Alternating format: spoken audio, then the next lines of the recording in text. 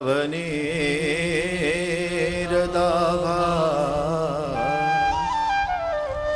पीतांबरा दरुणबिंबफला धरोष्ठा पूर्णेन्दुसुन्दरमुखाद् अरविन्दनेत्रात् कृष्णात् परं किमपि तत्त्वमहं न जाने। योऽन्तः प्रवेश्य मम वाचमिमां प्रसुप्तां सञ्जीवयत्यखिलशक्तिधरस्वधाम्ना। अन्याश्च हस्तचरण श्रवणात्वगादीन् प्राणान्नमो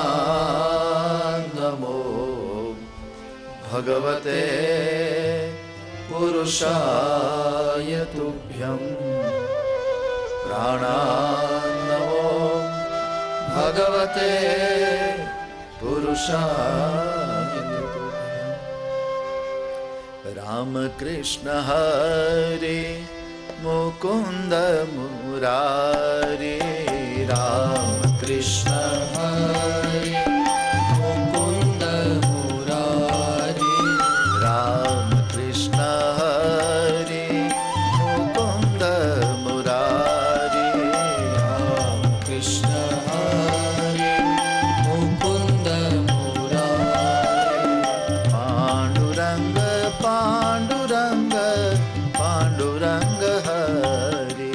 पांडुरंग पांडुरंग पांडुरंग हरे। पांडुरंग पांडुरंग पांडुरंग हरे।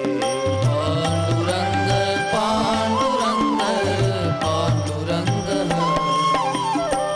रामकृष्ण हरे मुकुंद मुरारी। रामकृष्ण हरे मुकुंद मुरारी। रामकृष्ण हरे मुकुंद मुरारी। रामकृष्ण हरे मुकुंद मुरारी। पांडुरंग पांडुरंग पांडुरंग हरे। पांडुरंग पांडुरंग पांडुरंग हरे। पांडुरंग पांडुरंग पांडुरंग हरे। पांडुरंग पांडुरंग पांडुरंग हरे। रामकृष्ण हरे मुकुंद मुरारी। रामकृष्ण हरे मुकुंद मुरारी। रामकृष्ण हरे मुकुंद मुरारी। रामकृष्ण हरे मुकुंद मुरारी। पांडुरंग पांडुरंग पांडुरंग हरे। पांडुरंग पांडुरंग पांडुरंग पांडुरंग पांडुरंग हरे। पांडुरंग पांडुरंग पांडुरंग हरे। रामकृष्ण हरे मुकुंद मुरारी। रामकृष्ण हरे मुकुंद मुरारी। रामकृष्ण हरे मुकुंद मुरारी। रामकृष्ण हरे मुकुंद मुरारी। रामकृष्ण हरे मुकुंद मुरारी। रामकृष्ण हरे मुकुंद मुरारी। रामकृष्ण हरे मुकुंद मुरारी। राम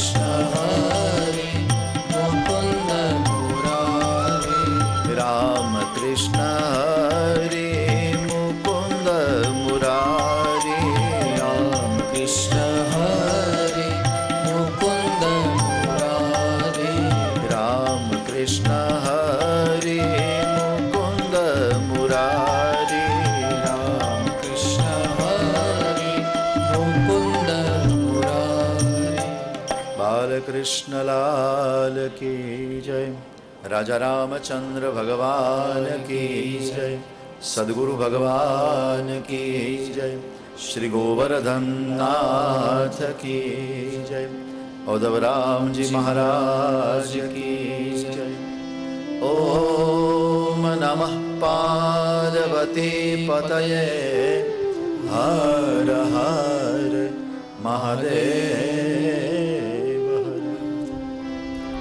यं प्रव्रजन्तमनुपेत मपेत कृत्यं द्वैपायनो विरह कातराजुहाव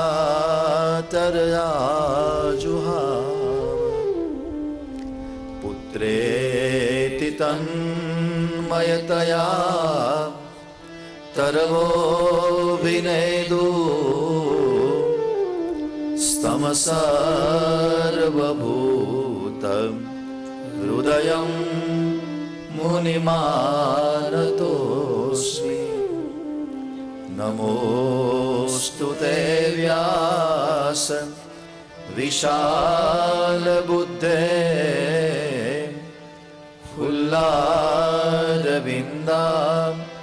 यतपत्रनेत्र येन त्वया भारततैलपूर्णा प्रज्वालितो ज्ञानमय प्रदीप प्रज्वालितो ज्ञानमय प्रदीप प्रज्वालितो ज्ञानमय प्रदीप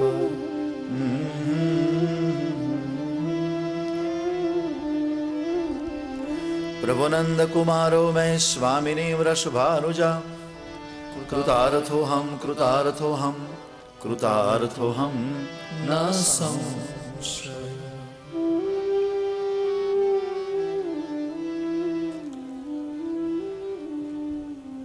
आसीद् गिरिवरो राजन् त्रिकूट इति विश्रुतः। સુખદેવજી કહે છે રાજા એક ત્રિકૂટ નામનો પર્વત હતો.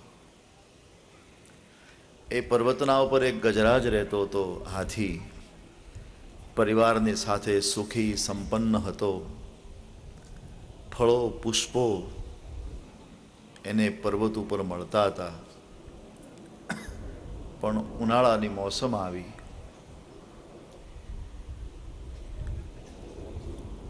તલેટીમાં સરોવર હતું. સ્નાન કરવા માટે પરિવારની સાથે આવ્યો અને સ્નાન કરવામાં એ મશગુલ બની ગયો. ઘણા દિવસો નીકળ્યા. એક દિવસ એક મગરમચ્છ આવ્યો અને મગરમચ્છે આવી અને હાથીનો પગ પકડ્યો, ઉનાળમાં લઈ ગયો. એના પરિવારે બચાવવાનો પ્રયાસ ખૂબ કર્યો પણ પરિવાર નિષ્ફળ ગયો. પેલો મગરમચ્છ ઝુંડ હતો એ બળવાન નીકળ્યો. હાથીને ગહેરાઈમાં ખેંચી ગયો. જવભર સૂંઢ માત્ર બારી રહી. હાથી પુકાર કરે છે પણ કંઈ ચાલ્યું નહીં. પરિવારને પછી એમ થયું કે હવે આ તો મરવાનો છે, આપણે શું કામ દુઃખી થઈએ. અને પરિવાર એ હાથીને એમનામ એકલો મૂકી અને જતો રહ્યો. એ વખતે હાથીને જ્ઞાન થયું, હાથીને ભાન થયું. હાથીને એમ થયું કે જેને હું મારો પરિવાર કહેતો હતો, જેને મારા કહેતો હતો, અત્યારે અંત સમયે આ સંસારમાં મારું કોઈ નથી. પરિણામે હાથીને પરમાત્માની યાદ આવી અને હાથી ભગવત સ્તુતિ કરે છે. આ કથા ભગવાન વ્યાસે એટલા માટે લખી છે કે સંસાર સ્વાર્થમય છે, પરમાત્માની સાથે પ્રેમ કરવો એ જ માનવનું લક્ષ્ય હોવું જોઈએ. સંસારમાં બધા પ્રેમ કરે છે પણ સ્વાર્થી પ્રેમ છે. રામાયણમાં લખ્યું છે, સુરનર મુનિજન કી યહ રીતિ, સ્વાર્થ લાગી કરે સબ પ્રીતિ. સુરનર મુનિજન કી યહ રીતિ, સુરનર મુનિજન કી યહ રીતિ. પેલા આમાંના તોરણ નાખ્યા છે એ કાઢી શકાય ખરા? અડધો મંડપ ઢંકાઈ ગયો છે, આમાં કઈ દેખાતું નથી. આગળના લોકોને વ્યાસપીઠ નહીં દેખાય. તમે એટલું બધું નીચું બાંધી દીધું છે ને, બધું આગળ બેઠા છે એને જ દેખાશે, બાકી કોઈને કઈ નહીં દેખાય. આ બધા પતાકડા જોઈએ તો કાઢી નાખો ને. બોલો આમાંનું તોરણ જે સાવ નીચે લટકે છે એ કાઢી નાખો. આ બાજુ આમાંનું તોરણ, એમાં અડધો મંડપ ઢંકાઈ જાય છે. પાછળ બેસે ને કાંઈ દેખાય નહીં એવું લાગે છે. આ બધા પતાકડા કાઢી નાખો. આટલા બધા સ્ટેજ ઊંચું છે ને એટલે આટલા નીચા ન હોવા જોઈએ. એ મટકી ભલાઈ રહી, આ પતાકડા બધા કાઢી નાખો.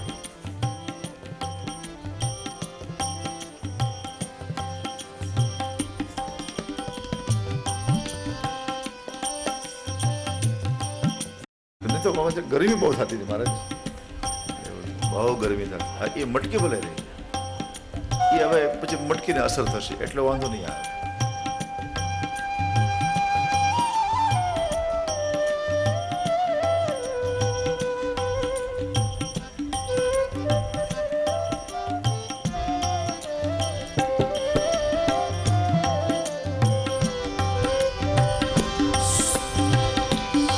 नर मुनि जन की सुर नर मुनि जन की सारथ लागी करे सब प्रीति, स्वार्थ लागी करे सब प्रीति. સંસાર સ્વાર્થમય પ્રેમ કરે છે. કોઈ કવિએ બહુ સુંદર લખ્યું છે, ઘર જાહે અર્જુન હિજર ભયો, ઘર જહી અર્જુન હિજર ભયો, ઘર જહી ગોવિંદ ધેનુ ચરાયો, घर जही द्रौपदी दासी भई और घर जही भीम रसोई पकायो. गरज बड़ी इस लोकन में, गरज बिना कोई आवे न जावे. कवि गंग कहे सुन सारक बल, गरज ही बीवी गुलाम मरी जावे. गरज ही बीवी गुलाम मरी जावे, गरज ही बीवी गुलाम मरी जावे. सुर नर मुनि जन यह रीति, सुर नर मुनि जन की यह रीति. स्वार्थ लागी करे सब प्रीति, स्वार्थ लागी करे सब प्रीति. ગરજ હતી ત્યારે અર્જુન વેંઢળ બન્યો. ભગવાને ગાયો ચરાવી,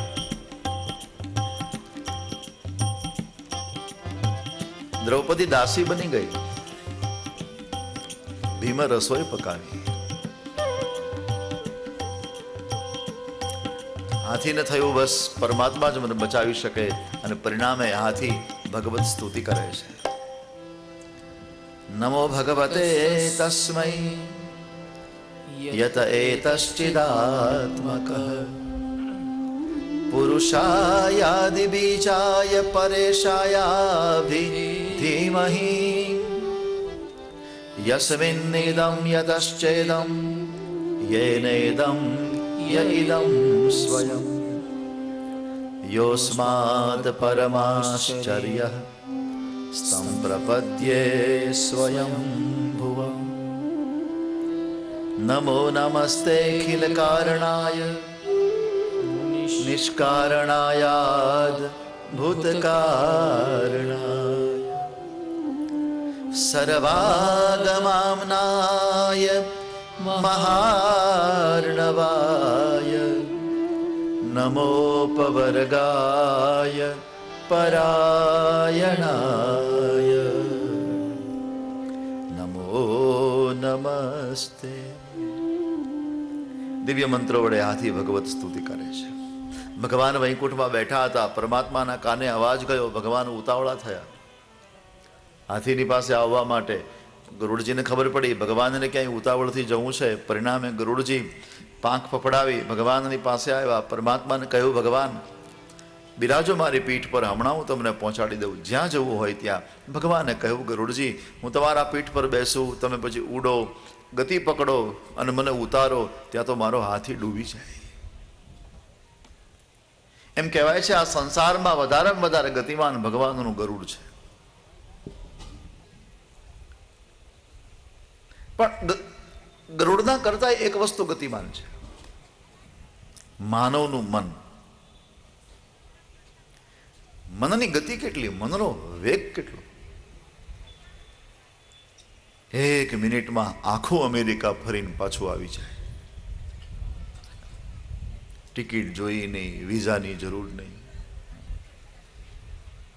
ખુદા બક્ષ મનની ગતિ આટલી હોય, આટલો પ્રચંડ વેગ મનનો હોય તો મનને બનાવનારો ભગવાન કેટલો ગતિમાન હશે. ઉડ્યા નહીં, દોડ્યા નહીં, આવ્યા નહીં, પ્રગટ થયા. અને જેવા પરમાત્મા પ્રગટ થયા એટલે હાથીએ જોયું પ્રભુ પધાર્યા છે, એટલે બાજુમાં એક કમળનું પુષ્પ ઉગેલું હતું, એ સરોવરમાં એ સૂંઢથી ઉખેડી અને ભગવાનને અર્પણ કર્યું. આમ તો બુદ્ધિમાં ન ઉતરે, જવભર સૂંઢ બારી હતી તો કમળનું ફૂલ એણે ઉખેડ્યું કઈ રીતે? અને કમળના ફૂલને ઉખેડવાની શક્તિ જો હાથીમાં હોય તો બહારો નીકળી જાય, પર્વત ઉપર જતો રહે. પણ અહીંયા મહાપુરુષો એ અર્થમાં કહે કે 2 અંગો એવા છે ને માનવના, એને કમળ કહ્યું છે. એક નેત્ર કમળ છે અને એક હૃદય કમળ છે. હાથીએ પોતાના હૃદયને પરમાત્માને અર્પણ કરી દીધું. આ હૃદય કમળ, એક નેત્રને કમળ કહ્યું છે, નેત્ર કમળ છે. મહિમ્નમાં એક રૂપક લખે છે આચાર્ય પુષ્પદંત.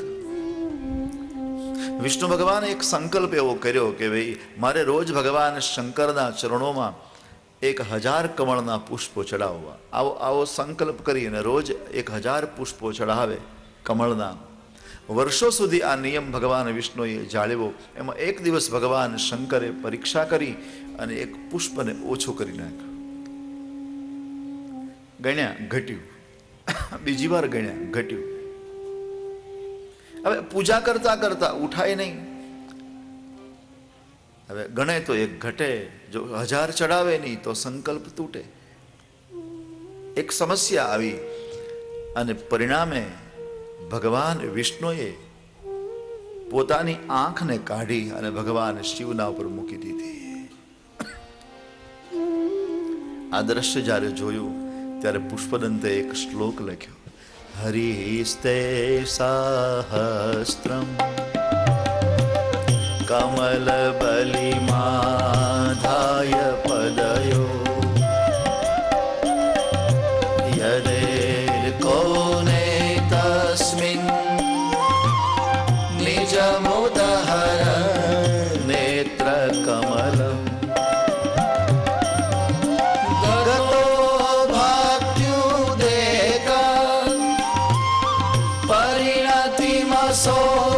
ચક્રવપુષા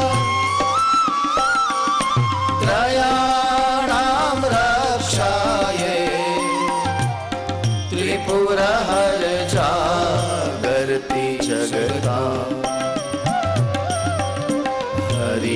हरिस्ते सहस्रम् कमलबलिमाधाय पदयो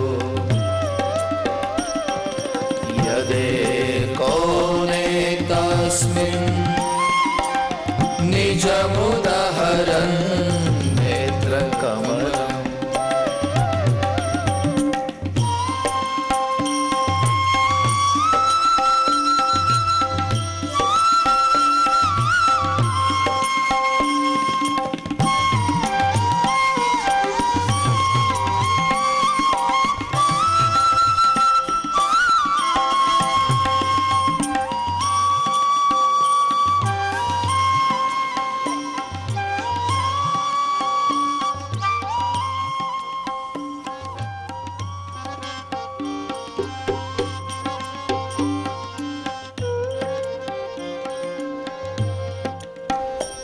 પૂજનીય માતાજી લીલામાં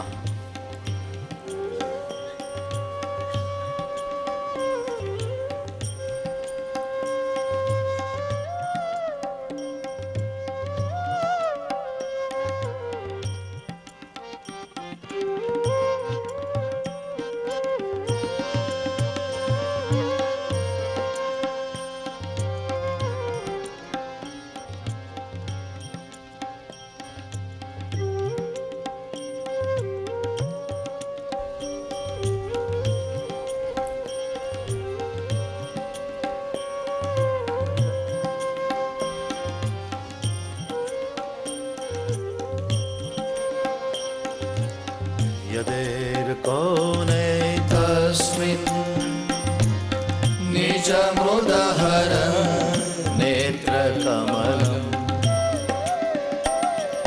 भतो भक्त्युदेक परिणतिमसो चक्रवपुषा त्रयाणां रक्षाये त्रिपुरहर जागर्ति जगता क्रतो सुप्ते जाग्रत् त्वमसि फलयोगे क्रतुमता क्व कर्म प्रध्वस्त्वं फलति पुरुषाराधनमृते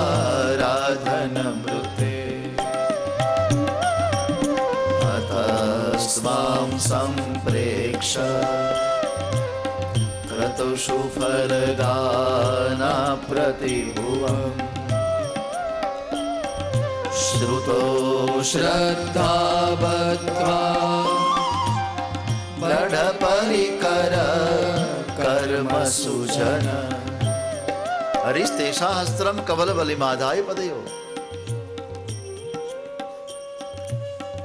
यदेर कोने तस्मिन निजमुदहरन नेत्र कमलम नेत्रने कमल बनावी અને ભગવાન શિવને અર્પણ કર્યું અને ભગવાન શંકર પ્રગટ થઈ ગયા.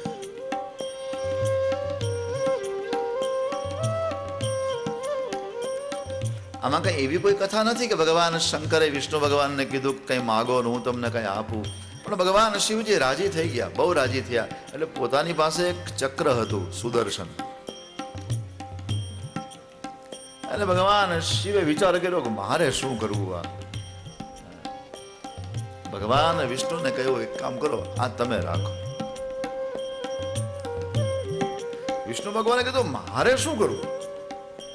બોલે ભગવાન તમને કામ લાગશે, તમે ત્રિભુવન પતિ છો.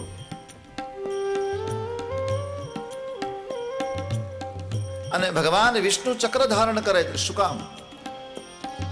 ત્રયાણામ રક્ષાય ત્રિપુરહર જાગર્તિ જગતા. ત્રયાણામ રક્ષાએ ત્રણ ભુવનની રક્ષા કરવા માટે ભગવાન વિષ્ણુ ચક્ર ધારણ કરે છે.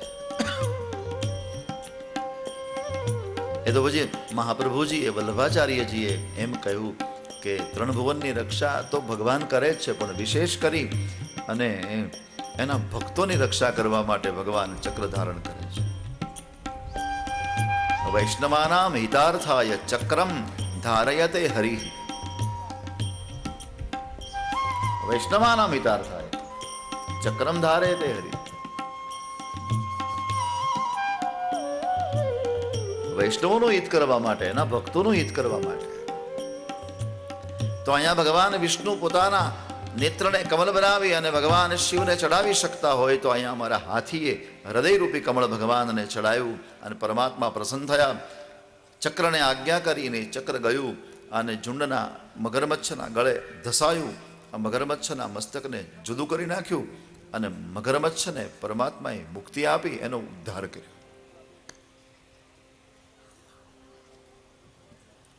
પુકાર હાથી કરે છે. પુકાર્યા છે હાથી, આવ્યા છે હાથી માટે. અને પેલો ઉદ્ધાર ભગવાને કોનો કર્યો? મગરમચ્છ. એટલા માટે કે કોઈ સંતની સેવા કરે, સંતના ચરણની પૂજા કરે તો એના પર ભગવાન કેટલા રાજી થાય. આ તો સંત હૃદય હાથીના ચરણને મુખમાં રાખીને બેઠો તો એટલા માટે એનો પેલો ઉદ્ધાર થઈ ગયો.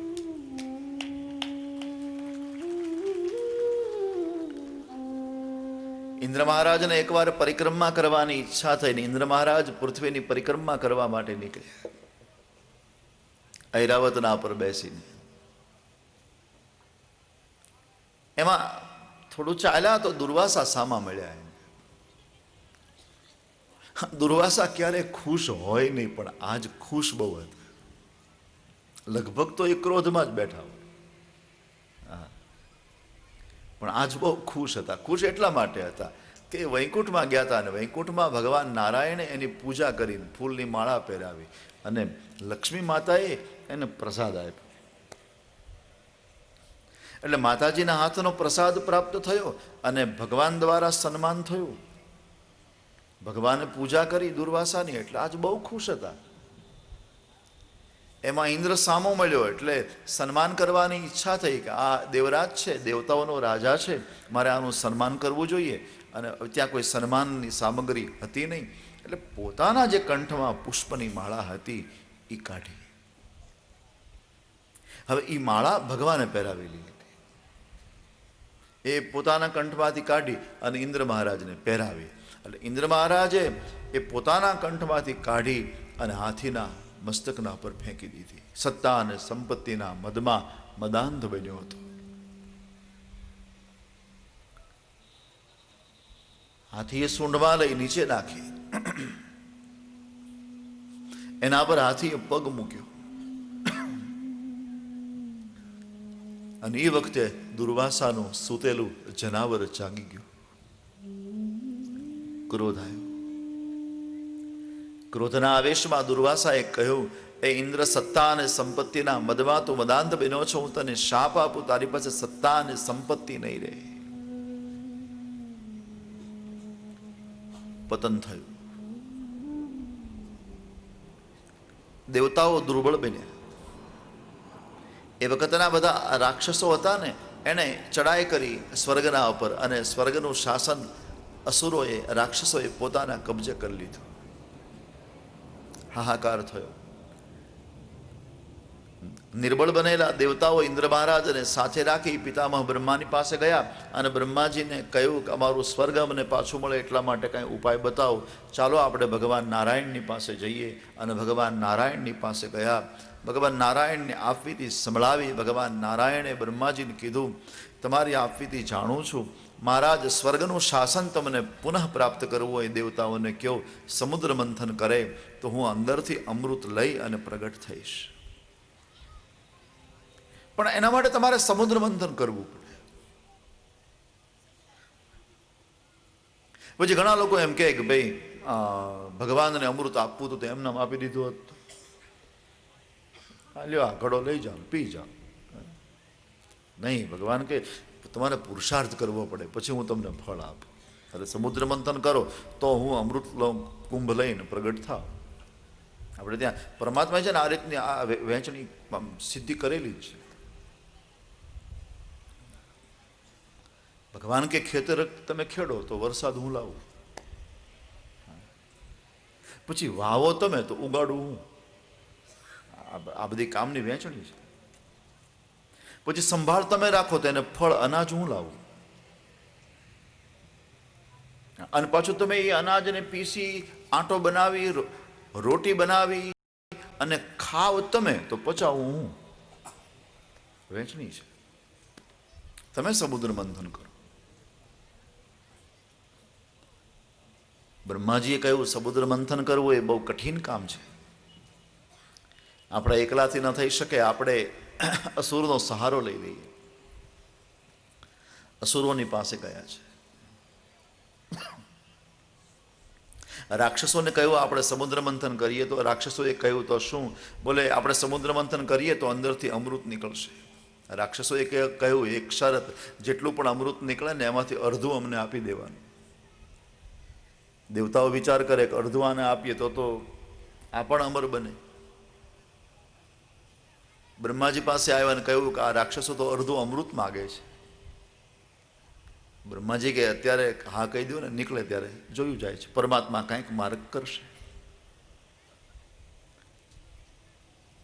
વાસુકી પાસે ગયા છે.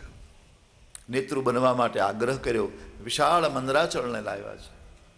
આખા મંદરને ઉઠાયું.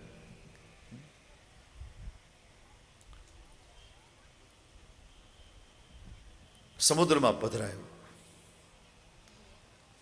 પણ અંદાજ દેવતાઓનો ખોટો નીકળ્યો.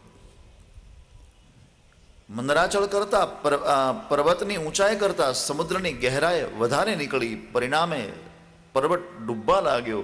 અને દેવતાઓનું કાર્ય કરવા માટે ભગવાન નારાયણે દિવ્ય લીલા કરી. ભગવાન કુર્મ અવતાર ધારણ કરે, કુર્મ બન્યા અને પર્વતને પીઠ ઉપર રાખ્યો છે. એક ખબર નહોતી. કુર્મ અવતાર કાચબો. કુર્મ એટલે કાચબો.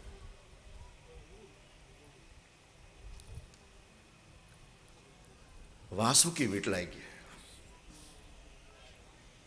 એટલો મોટો લાંબો નાગ છે કે આખા પર્વતને વીટલાઈ ગયો તોય વધ્યો. આ બાજુ થોડા ફૂટ વધ્યો ને આ બાજુ થોડા ફૂટ વધ્યો. આવડો મોટો. એમાં પૂંછડું હતું ને એ રાક્ષસોએ પકડ્યું, મોઢું દેવતાઓએ પકડ્યું.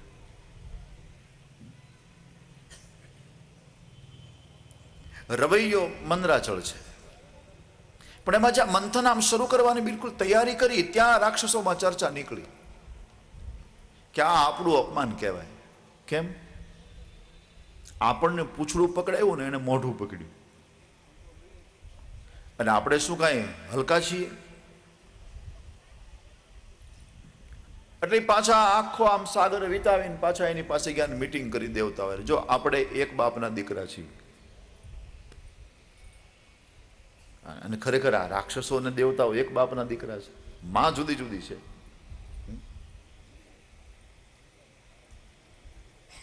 બાપી આપણો બધાનો પિતા તો એક છે. આપણે એક બાપના દીકરા છીએ. અરે તમે આમાં મારું અપમાન કરો એ કામ ન લાગે.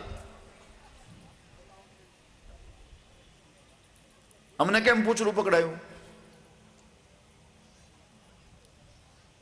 અરે ભાઈ એવું કઈ અમારા મનમાં એવું કઈ નહોતું કે તમે પૂંછડું પકડો. આ તો બધું સ્વાભાવિક બન્યું. અને તમારે જો મોઢું પકડવું હોય તો તમે મોઢું પકડો, પણ માથાકૂટ છોડો ને. હા, પેલા કે અમારું મોઢું પકડવું છે. પૂંછડું તો અપમાન કહેવાય. કાંઈ નહીં. બિચારા દેવતાઓ ફરીને પાછા પૂંછડા પાસે ગયા. જ્યાં ચાલુ કર્યું ત્યાં ઓલી રાક્ષસો પાછી શંકા કોઈ કરી કે નાગનું મોઢું જ ખરાબ. આ મંથન કરતા કરતા જો આને બિચારાને કઈ તકલીફ પડે ને હા ચડી જાય અને એમાં જો એકાદો દાંત બેહી ગયો. અને ખરેખર ભાગવત એવું લખ્યું છે કે પછી જયારે બહુ મંથન કર્યું ને પછી તો આ નાગ હાફવા મળ્યું અને એના મુખમાંથી અગ્નિ નીકળવા મળ્યું.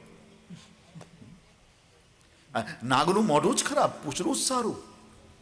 અને પાછા ફરીને ત્યાં ગયા. અમને પૂછડું હતું એનું એ આપી દો, મોઢું તમે પકડો. દેવતા કે પણ ફરફર શું કરો છો? તમારે જે પકડવું એ પકડી લો ને. પાછું એને પૂછડું પકડ્યું. ભાગ્યમાં પૂછડું હોય તો પૂછડું જ રહી ને. આપણે એટલે કહેવત છે ને, અકરવીના પડ્યા કાણા, એ આનું નામ. 200 માણસની પંગત બેઠી હોય, 200ની. અને ઘણા એવા ભાગ્યશાળી બેઠા હોય કે ડાળનો કમંડળ વાળો એની પાસે આવે ત્યારે જ ખલાસ થાય. બધાને પહોંચે પણ ન્યા આવે એટલે લાડુ વાળો ન્યા પહોંચે એટલે ભૂકો પડ્યો હોય થાળીમાં. પછી ત્યાંથી લેવા જાય લોકો અડધું જમી લે ત્યાં સુધી આની થાળીમાં કાંઈ પહોંચે નહીં. અને એમાં જો ડાળ પહોંચી ગઈ તો દળિયામાં કાણું નીકળે, ડાળ વહી જાય. એક મહેમાનને આવું થયું. ડાળ વાળો આવ્યો, ડાળ ખલાસ, અહીંયા આવે તો ખલાસ. લાડુ વાળો ખલાસ, ખમણ વાળો અહીંયા આવે તો ખલાસ. થાળી સાવ ખાલી, લોકો તો અડધું જમી રહ્યા. આ વિચાર કરે કે હવે આમ મારે કરવું. એમાં લાઈટ ગઈ. લાઈટ એટલે પેલો મીડિયો અવાજ કરવા, જલ્દી જલ્દી દોડો, મારી થાળીમાં કંઈક પડ્યું, મારી થાળીમાં કંઈક પડ્યું, જલ્દી દોડો. કોઈ ફાનસ ને કોઈ બેટરી લઈને આવ્યા, જો થાળીમાં બેટરી કરીને જોયું કાંઈ નહીં. કોઈ કીધું આમાં તો કાંઈ નથી, તો પેલો કે એટલે જ બોલાવ્યા છે, આમાં કાંઈ નથી, બધાની થાળીમાં છે, આમાં કંઈક નાખો, 50 રૂપિયાની ટિકિટે આવ્યો છું.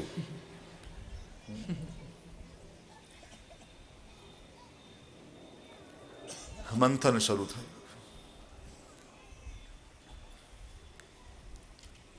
અમૃતની ઈચ્છાથી પુરુષાર્થ કરતા દેવતાઓને શુકનમાં ઝેર મળ્યું છે, વિષ.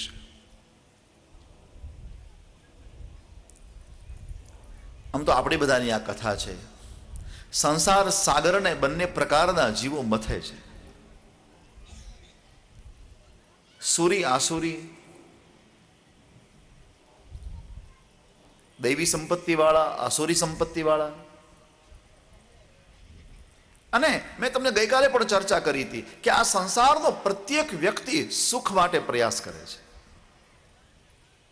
સવારથી લઈને સાંજ સુધી માણસની પ્રવૃત્તિ સુખ માટે છે. અને છતાં માણસ જ્યાં જ્યાં હાથ નાખે ત્યાં દુઃખ જ હાથમાં આવે છે.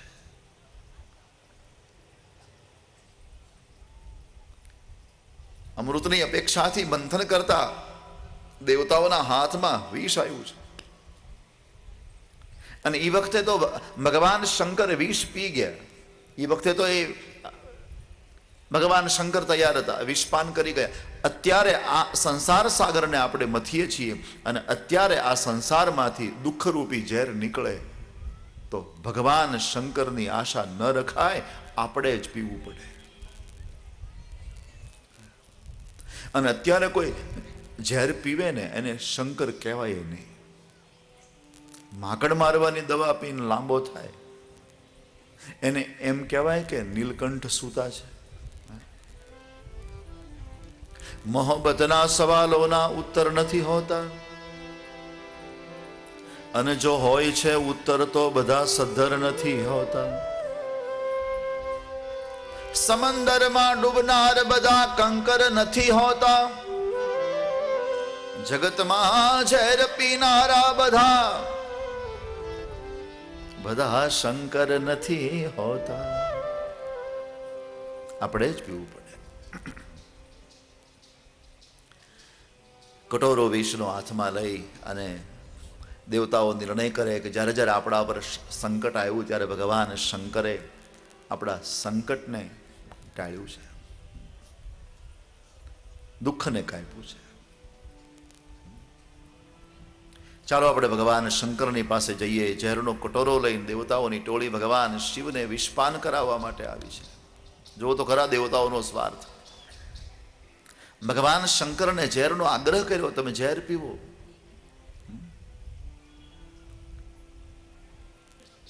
આપણે ઘેર કોઈ મહેમાન આવે ને આપણે એમ કહીએ કે ચા પીવો, કોઈ મહેમાન એમ કે નહીં ભાઈ હું ચા તો કોફી પીવો. નહીં, મને નહીં ફાવે. નહીં, તમારે કંઈક લેવું તો પડશે જ. ચાનો કોફીનો આગ્રહ કરી શકાય, ભોજનનો આગ્રહ કરી શકાય, પણ કોઈ આપણે ઘેર મહેમાન આવે ને આપણે એમ કહીએ કે અમે ગઈકાલે જ માકડ મારવાની દવા લાવ્યા છીએ, મારા સોગન છે 2 ચમચી લઈ લ્યો. કેવું લાગે? વિષ્ણુ આગ્રહ કરે છે. દેવતાઓની ટોળી કૈલાસ ગઈ ને તો માતાજી ને ભગવાન શંકરજી બેઠા હતા. એમાં દેવતાઓની ટોળી આવે છે એટલે માતાજી બહુ રાજી થયા. બિચારા એકલા રહે ને, શંકર ને પાર્વતી એકલા રહે એટલે કોઈક આવે ને એટલે માતાજી બહુ રાજી થાય. આ તો એની મસ્તીમાં મસ્ત, પણ માતાજીને સમય પસાર કરવો એટલે કોઈ આવે એટલે બહુ આનંદ. એમાં દેવતાઓની ટોળી આવતી હતી એટલે માતાજી રાજી થઈ ગયા. ઓ, દેવતાઓ આવે છે એટલે સત્સંગ થશે, 2-3-4 દિવસ રોકાશે. પણ એમાં નજીક આવ્યા એટલે જોયું તો હાથમાં કટોરો છે. માતાજીને એમ કે કંઈ ભગવાન શંકર માટે કંઈ પ્રસાદ લાવતા હશે. પણ જ્યારે સાવ નિકટ આવ્યા તો અંદરથી ઝેર ઉકળે. માતાજી જાણી કે આ તો ઝેર છે એટલે ભગવાન શંકરને કાનમાં કીધું, પીતા નહીં, ઝેર લાવ્યા છે. ભગવાન શંકરે કહ્યું, દેવી ધીરજ રાખો. દેવતાઓએ પ્રાર્થના કરી, ભગવાન અમારા દુઃખને હરવા માટે, પૃથ્વીનું કલ્યાણ કરવા માટે આપ વિષપાન કરો, ઝેર પીવો. ભગવાન શંકરે કહ્યું, તમારું કલ્યાણ થતું હોય, સૃષ્ટિનું કલ્યાણ થતું હોય તો મને ઝેર પીવામાં કોઈ વાંધો નથી. અને પરિણામે ભગવાન શિવજી વિષપાન કરી ગયા. પણ કંઠમાં રાખ્યું છે, નથી એને ઉતાર્યું, નથી એને બારું કાઢ્યું.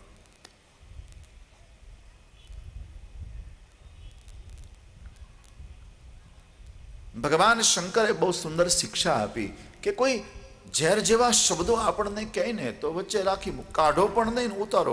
હૃદયમાં રાખશો તો બળતરા થશે અને કાઢશો તો ઉત્પાત થશે.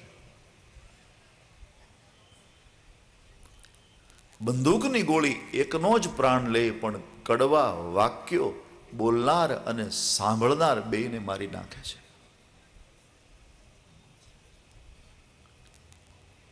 એટલે ભગવાન શંકર નીલકંઠ કહેવાય. વળી પુનઃ શરૂ થયું મંથન. કામધેનુ નીકળ્યા છે, ઉચ્ચૈશ્રવા અશ્વ નીકળ્યો, ઘોડો. ઐરાવત નામનો હાથી, કૌસ્તુભમણી પરમાત્માએ ધારણ કર્યા, અપ્સરાઓ નીકળી, પારિજાત વૃક્ષ, અને ત્યારબાદ ભગવતી લક્ષ્મીનું પ્રાગટ્ય થયું છે. જેવા લક્ષ્મીજી પ્રગટ થયા એટલે બધાએ પુરુષાર્થ પડતો મૂકીને બધા કહેવા માંડ્યા, મારી પાસે આવો, મારી પાસે આવો. લક્ષ્મીની કોને જરૂર ન હોય? ભગવતી લક્ષ્મીએ કહ્યું કે ભાઈ મને કોઈ આગ્રહ ન કરો, લાઈનમાં બેસો, મને જે પસંદ પડે એને હું માળા પહેરાવું. બધા ગોઠવાઈ ગયા. એમાં ઘણા એવા હતા કે એને પહેલાથી નક્કી હતું કે આટલા મોટા મોટા બેઠા, એમાં આપણો નંબર ક્યાં લાગવાનો, એટલે એ બેઠા જ નહીં. એ લક્ષ્મીજી પાસે આવ્યા ને કહ્યું, દેવી આ નવરા લોકો હોય ને એ બહુ આવું કરે. એને કહ્યું, દેવી તમે પહેલી વાર આવ્યા, તમને ખબર નથી કોણ કેવો છે, કોણ કેવો તપસ્વી, કોણ કેવો સાધક. અમે કહીએ એને તમે પહેરાવો. લક્ષ્મીજીએ કહ્યું, નામ આપો. તો બોલે, દુર્વાસા બહુ તપસ્વી છે. લક્ષ્મીજીએ કહ્યું, ક્રોધી બહુ છે. નહીં, તપસ્વી ભલે છે પણ ક્રોધી બહુ છે, એટલે એને હું નહીં પહેરાવું. ત્યાં બોલે કોઈ નામ આપ્યું ઋષિ ભૃગુનું. ભૃગુ મહારાજ બહુ તપસ્વી. લક્ષ્મીજીએ કહ્યું, ભૃગુ એનું તો મારી પાસે નામ જ લેતા નહીં.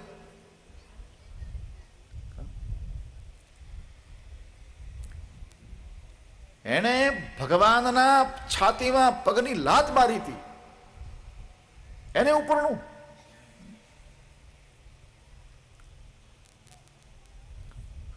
પરમાત્મા નારાયણ બેઠા છે રૂપ ધારણ કરીને, કંઠમાં વનમાલા આરોપિત કરીને લક્ષ્મી પ્રભુને પરણી ગયા. લક્ષ્મી નારાયણ એક થયા.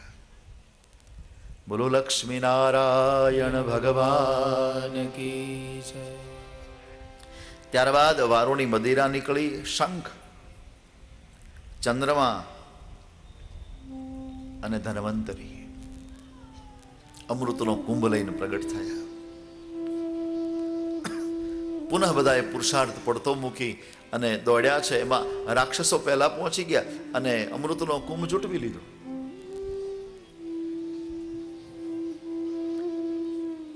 અમૃતને પીવાની તૈયારી કરવા લાગ્યા રાક્ષસો. ભગવાન ચિંતામગ્ન બન્યા. ભગવાને વિચાર કર્યો કે આ તો અમૃત છે, આ અમૃતનો સ્વભાવ અને પ્રભાવ અમર કરવાનો છે. આ રાક્ષસો પી જાય તે અમર બનશે, અને અમર બનશે તો સ્વર્ગનું શાસન દેવતાઓને ક્યારેય નહીં મળે.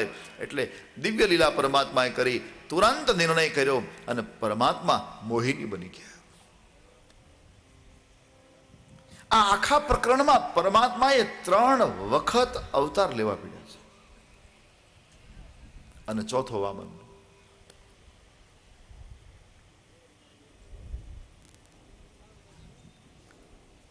ભગવાન મોહિની બની ગયા. મોહિની એક અવતાર છે, અને એટલું સુંદર રૂપ ધારણ કરી અને વચ્ચે ઉભા રહ્યા. હા, હવે એ સુંદરતાની ચર્ચા જ કેમ કરવી? જે સુંદરતાને જોઈ ઋષિમુનિઓ મોહ પામ્યા. અરે ઋષિમુનિઓને ક્યાં વાત કરો, ભગવાન શંકર મોહિત થઈ ગયા.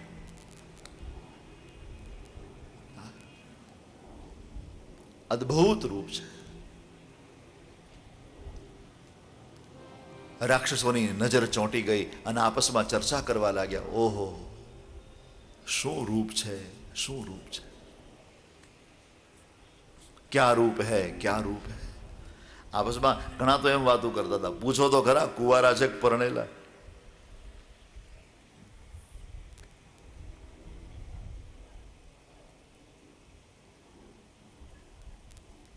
ભગવાને વિચાર કર્યો કે આ સોગઠી બરાબર દાવમાં આવી છે,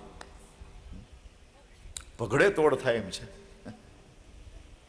અને પછી ભગવાને બિલકુલ મૃદુ અવાજ કહ્યું કે હું તો કુંવારી છું. ત્યાં તો અડધા કૂદકા મારવા મળ્યા.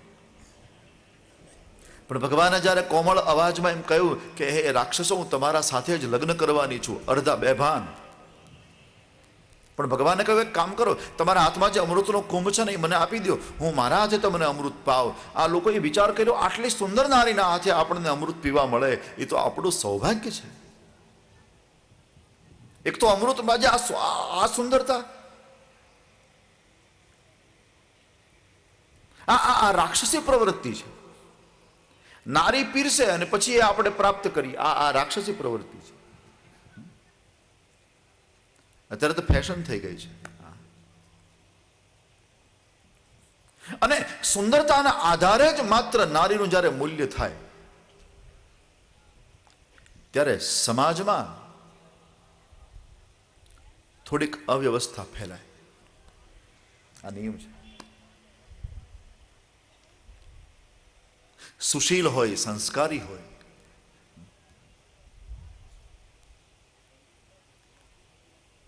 ધાર્મિક હોય, નિષ્ઠાવાળી હોય, પણ સુંદર ન હોય તો એટલે આપણી સંસ્કૃતિ એમ કહે છે કે સુંદરતા તો પરમાત્માની દેણ છે. નારી હૃદય એ જ મહત્વનું છે.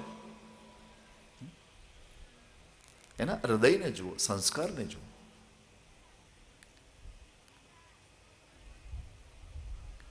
ઘણી વખત કોઈ બહુ આળસુ સ્ત્રી હોય, કલહપ્રિય હોય, લ્યો ને, કલહપ્રિય, ક્રોધી હોય, કર્કશા હોય, કડવી વાણી બોલનારી, કર્કશ, પણ સુંદર હોય, લ્યો.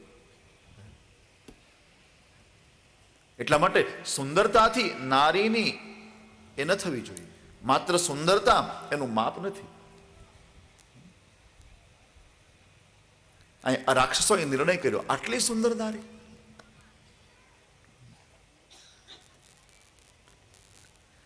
ભગવાને મોહિની રૂપમાં કહ્યું કે અમૃતનો કુંભ મને આપી દે, હું તમારા હાથે પાવ. એટલે આ લોકોએ નિર્ણય કર્યો કે આટલી સુંદર નારીના હાથે અમૃત પીવા મળે એ તો સૌભાગ્ય છે. આપી દીધો. ભગવાને ઈશારો કર્યો દેવતાઓને, લાઈન લગાવો. દેવતાઓ લાઈનબદ્ધ બેસવા લાગ્યા. એમાં રાહુ નામનો એક દૈત્ય જાણી ગયો આ કપટને, સૂર્યચંદ્રની વચ્ચે બેસી ગયો.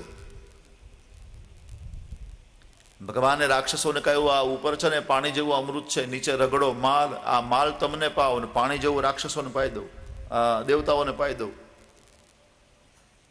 તો પેલા રાક્ષસોએ કહ્યું કે તમારે અમને પાણી પાવું હોય તો પાણી, માલ પાવો હોય તો માલ. તમે તો અમને મળ્યા એ જ બહુ છે, લ્યો.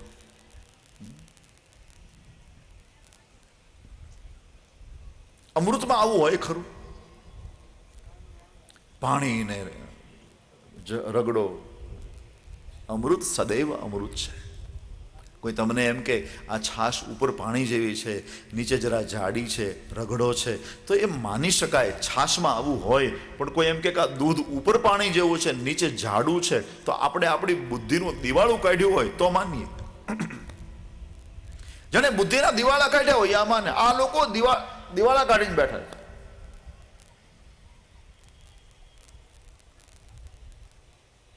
અને કામાંધની મતિ બહુ નથી હોતી. કામાંધ હોય ને,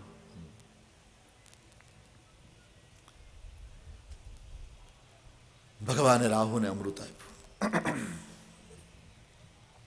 અને રાહુને અમૃત એટલા માટે આપ્યું,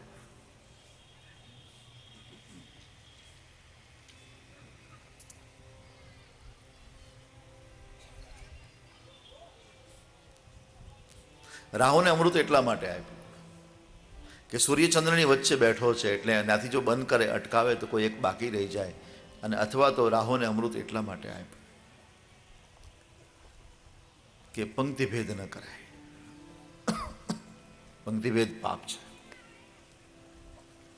ઋષિ હેમાદ્રીએ ઘણા બધા પ્રકારના પાપની ચર્ચા કરી છે. એમાં એક પાપ છે પંક્તિભેદ. એક લાઈનમાં જેટલા બેઠા હોય ને એને બધાને સમાન પીરસણ મળવું જોઈએ, અને એમાં જો અસમાનતા થાય તો દોષ છે. એટલા માટે અમૃત આપ્યું. અને જ્યાં પેલો રાહુ પીવા ગયો, ભગવાને ચક્રને આજ્ઞા કરી, ગળે ધસાયું અને રાહુના મસ્તકને જુદું કરી નાખ્યું. પણ એ દરમિયાન અમૃત ઉતરી ચૂક્યું હતું, એટલે શરીર અને મસ્તક બે જુદા જીવતા રહ્યા. આ નામ બે થયા, રાહુ ને કેતુ. કેતુ એટલે મસ્તક. ભગવાને ઘડાનો ઘા કર્યો. એ વખતે ખ્યાલ આવ્યો, પેલા રાક્ષસોને દગો કરીને દોડ્યા. ભગવાને કીધું ઝઘડો, મારું કામ પૂરું થઈ ગયું. ત્યાં યુદ્ધ થયું. યુદ્ધમાં અમૃતના પ્રભાવથી દેવતાઓનો વિજય થયો. રાક્ષસોને મારી હાંકી કાઢ્યા અને સ્વર્ગનું શાસન પોતે કબજે કર્યું. આ દેવતાઓ બધા સ્વર્ગના અધિપતિ બન્યા. આ રાક્ષસો ગભરાયા અને બધા અસુરો પોતાના ગુરુદેવ શુક્રાચાર્ય મહારાજની પાસે ગયા અને શુક્રાચાર્ય મહારાજને કહ્યું, મહારાજ અમારું સ્વર્ગ અમને પાછું મળે એટલા માટે ઉપાય બતાવો. અને શુક્રાચાર્ય મહારાજે એક યજ્ઞ કરાયો, વિશ્વજીત યજ્ઞ. એમાંથી એક રથ નીકળ્યો, નામ હતું સર્વજીત. એમાં આયુધો હતા, શસ્ત્રો. અને આ બધા બ્રાહ્મણોએ પોતાનું બ્રહ્મતેજ આપ્યું. આ ચાર વસ્તુ લઈને પાછા રાક્ષસો બધા યુદ્ધ કરવા ગયા દેવતાઓની સામે, અને પાછા દેવતાઓને પાડ્યા. અને હવે તો સ્વર્ગના અધિપતિ પુનઃ આ રાક્ષસો બની ગયા. અને એમાં આ ટોળીનો જે મુખ્ય હતો ને, બલિ, એ ઇન્દ્ર બની ગયો. હા, પરાણે રાજ્યાભિષેક કરાવી નાખ્યો. પણ પછી એણે શુક્રાચાર્ય મહારાજને પૂછ્યું કે આપણે ગેરકાયદે આ ઇન્દ્ર બન્યા, કાયદેસર ઇન્દ્ર પદ મળે એટલા માટે કઈ ઉપાય ખરો? શુક્રાચાર્ય મહારાજે કહ્યું, જો ભાઈ, આ પુણ્યનું પદ છે. ઇન્દ્રપદ એ પુણ્યનું. પૃથ્વીના પર જેનું પુણ્ય વધારેમાં વધારે હોય એને ઇન્દ્રપદ મળે. તો એક કામ કર રાજા, પુણ્ય કર. તારું પુણ્ય જો વધી જાય ને બધા કરતા, તો આ સ્વર્ગમાંથી તને કોઈ કાઢી ન શકે. ઇન્દ્રપદ તારું કોઈ છીનવી ન શકે. તારો કોઈ સ્પર્ધક જ ન હોય. ગુરુદેવ આપ આજ્ઞા કરો, શું કરીએ? શુક્રાચાર્ય મહારાજે કહ્યું કે હજી સુધી કોઈએ 100 અશ્વમેધ યજ્ઞો કર્યા નથી. તું 100 અશ્વમેધ કર. બોલે જેવી આપની આજ્ઞા, અને યજ્ઞો શરૂ થયા. નર્મદાજીના કિનારે ભૃગુ કચ્છ ક્ષેત્રમાં, હાલનું ભરૂચની આજુબાજુ આ યજ્ઞો થયા છે. એક પછી એક યજ્ઞો પૂર્ણ થવા લાગ્યા. દેવતાઓની માં અદિતિ ગભરાયા. અદિતિને એમ થયું કે આ યજ્ઞ પૂરા થઈ ગયા તો મારા દેવતાઓને ક્યારેય સ્વર્ગ નહીં મળે. એટલા માટે ભગવાન કશ્યપને પ્રાર્થના કરીને કશ્યપને કહ્યું, નાથ, મારા દેવતાઓને આ સ્વર્ગ મળે એટલા માટે કંઈ ઉપાય બતાવો. કશ્યપજીએ કહ્યું, દેવી પયોવ્રત કરો, અને પયોવ્રતના પ્રભાવથી તમારે ત્યાં સાક્ષાત ભગવાનનું પ્રાગટ્ય થશે. ભાગવતજીના અષ્ટમ સ્કંદના 16મા અધ્યાયમાં પયોવ્રતનું વિધાન છે. ફાગણ સુદ એકમથી લઈને ફાગણ સુદ 12 સુધી આ વ્રત થઈ શકે છે. નિસંતાન માતાઓએ આ વ્રત કરવા જેવું છે.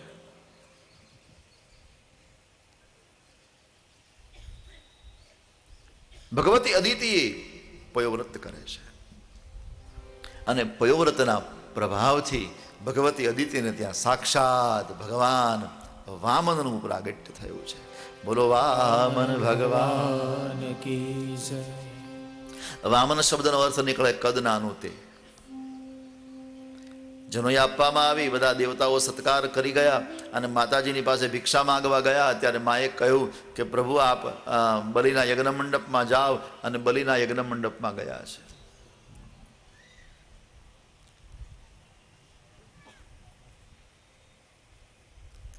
વિશાળ યજ્ઞ મંડપ હતો.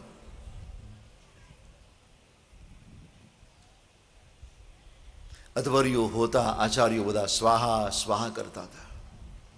એમાં ભગવાન વામને પ્રવેશ કર્યો. એટલે મોટા મોટા ધર્મના ધુરંધર મહાપુરુષો ઉઠીને વામનને વંદન કરવા લાગ્યા. એ વખતે બલિરાજાએ પોતાની પત્નીને કહ્યું, વિંદાવલીને, દેવી ચાલ, આપણું ભાગ્ય ખુલી ગયું. દરવાજે આવ્યા બલિરાજા પત્નીની સાથે, વામનનું સન્માન સ્વાગત કર્યું, ચરણ ધોયા. સમગ્ર પરિવારને વિષ્ણુ ચરણનું જલ પાયું. વિષ્ણુ તીર્થોદકમ દિવ્યમ જઠરે ધારયામ્યહમ અકાલ મૃત્યુ હરણમ સર્વ વ્યાધિ વિનાશનમ. જલ પાયો. બહુ વિવેક કરી લાવ્યા. બેસાડ્યા સિંહાસનના પર, યજ્ઞ સિંહાસનો. બહુ વિનય કર્યો. મહારાજ, તમારા જેવા પવિત્ર બ્રાહ્મણ વિના નિમંત્રણે ક્યારેય કોઈને ત્યાં જાય નહીં. આજે મારા પર બહુ કૃપા કરી. મારો યજ્ઞ પૂરો થઈ ગયો, મારો યજ્ઞ સફળ થઈ ગયો, મારું જીવન સફળ થઈ ગયું. આવું બધું બોલે. પણ મહારાજ, તમને પૂછાય નહીં, પણ છતાં તમને પૂછી લઉં, તમારા આગમનનું આવવાનું કારણ શું છે? ભગવાન વામને બલિને કહ્યું, બલિ, તારી કીર્તિ સાંભળીને આવ્યો છું. એ બલિ, મેં સાંભળ્યું કે તે મોટા મોટા દાન બહુ કર્યા છે. દાન દેવામાં તો બહુ હોશિયાર છું. હા મહારાજ, ભગવાન અપાવે હું આપું છું. ધન્ય બલિ તને, ધન્ય તારા પિતાને. એ બલિ, મેં સાંભળ્યું કે તારા પિતા મહારાજ વિરોચને બ્રાહ્મણને આયુષ્યનું દાન કર્યું હતું, અને એના પિતા મહારાજ પ્રહલાદ, જેના માટે ભગવાન નરસિંહ પ્રગટ થયા હતા.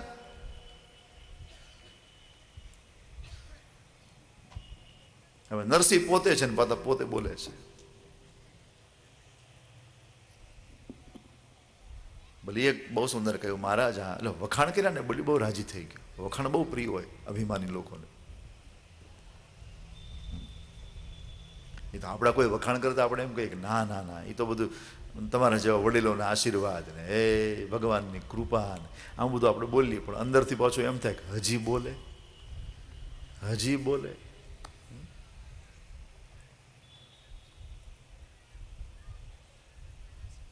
વખાણ કર્યા બલિના, એટલે બલિ થોડોક ફૂલાયો. બલિએ કહ્યું, મહારાજ, તમારી ઉંમર નાની છે પણ તમારી બુદ્ધિ બહુ મોટી છે. મહારાજ માગો. શેના માટે આવ્યો છો? શું માગો? શું જોઈએ છે?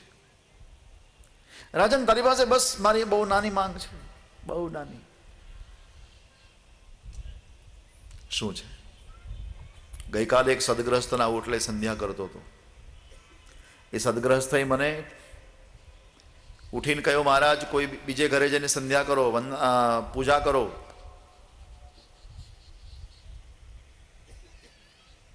મારી પોતાની પૂજાપાઠ કરી શકું એટલી જમીન માલિકીની છે નહીં. રાજન, એક કામ કર, તારે મને દાન આપવું હોય તો મારા પગથી માપીને મને 3 ડગલા પૃથ્વી આપી દે. બલિરાજાએ કહ્યું, મહારાજ તમારી ઉંમરે નાની, તમારી બુદ્ધિ બહુ નાની. કેમ? બલિ જેવો રાજા તમને દાન માંગવાનું કહીને તમે 3 ડગલા માંગો છો? એ મહારાજ તમે બાળક છો, તમને માગતા ન આવડે, પણ છતાંય ચાલો કાંઈ વાંધો નહીં, તમને 300 ગામ આપી દઉં છું, નિરાતે ખાજો રહેજો. ભગવાન વામને કીધું, બલિ હું તો સંતોષી બ્રાહ્મણ છું, મારે 300 ગામને શું કરવા? મને તો મારા પગથી માપીને 3 ડગલા આપ.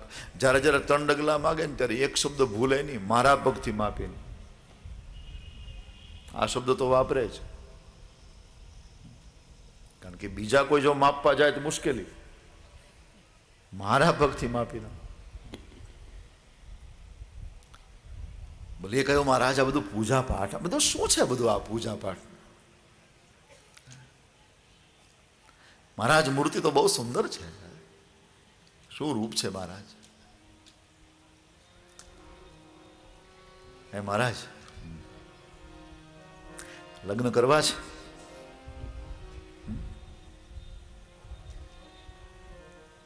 અમારા ગામમાં ઘણી બધી બ્રાહ્મણ કન્યા, બ્રાહ્મણના ઘર છે, બ્રાહ્મણ પરિવારો ઘણા રહે છે. એકાદ કોઈ બ્રાહ્મણ કન્યાને તમને પરણાવી દઉં અને મહારાજ સુંદર ફર્નિચર વાળું એક મકાન તમને બનાવી આપું. ગુણવત્તામ મૃષ્ટમ, ગુણવત્તામ, ગુણવાન ધામ એટલે કે ફર્નિચર વાળું રાચ રચેલું મકાન. વા વિપ્ર કન્યા,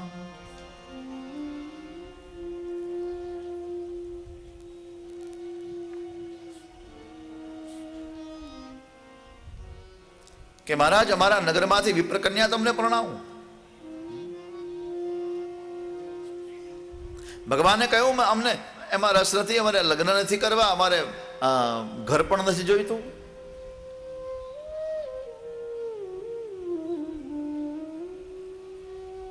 મને તો મારા પગથી માપીને 3 ડગલા પૃથ્વી જોઈએ છે. વાર વાર મારા પગથી માપીને, મારા પગથી માપીને. શુક્રાચાર્ય મહારાજને શંકા પડી. અને શુક્રાચાર્ય મહારાજને જે શંકા પડી એટલે દોડતા આવ્યા, કારણ કે વાર વાર બોલે છે મારા પગથી માપીને, મારા પગથી માપીને.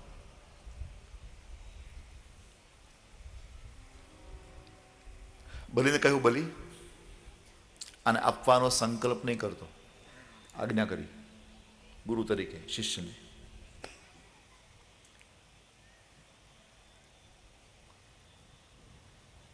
બલિ કહ્યું, કેમ? ગુરુદેવ તમે આપવાની ના પાડો છો? શુક્રાચાર્ય કે મને શંકા પડે. શેની? બોલે આ સાક્ષાત વિષ્ણુ રૂપ ધારણ કરીને તને છેતરવા આવ્યો છે. આ બ્રાહ્મણ નથી, વિષ્ણુ છે, સાક્ષાત ભગવાન છે. બલિની આંખમાંથી આંસુ પડી ગયા. બલિએ કહ્યું, ગુરુદેવ આ ભગવાન છે.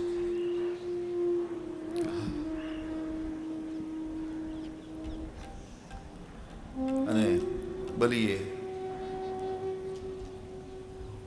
ગુરુ આજ્ઞાને ઠુકરાવી. પરમાત્મા રાજી એટલા માટે છે, બલિ ઉપર રાજી છે કે પરમાત્માના પ્રેમને રાખવા માટે એને ગુરુ આજ્ઞાને ઠુકરાવી. નહીં તો ગુરુ વાક્ય મંત્ર હોવું જોઈએ. આ વિષ્ણુ છે, હા, તો ગુરુદેવ જો ભગવાન વિષ્ણુ મારા દરવાજે ભિક્ષા માંગતો હોય તો મારો પ્રાણ માગી લઈને તોય હું આપી દઈશ. બસ. અને ભગવાનને જે લીલા કરવી હતી એ થઈ ગઈ.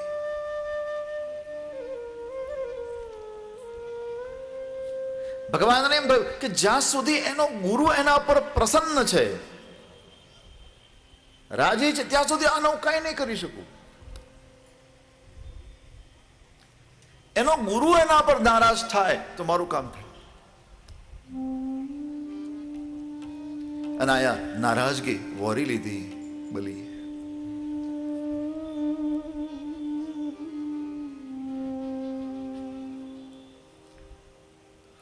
અને શુક્રાચાર્ય મહારાજ પણ થોડુંક ચૂક્યા છે.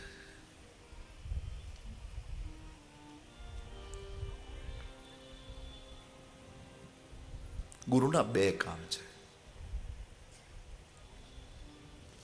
પરમાત્માનો પરિચય પહેલું કામ.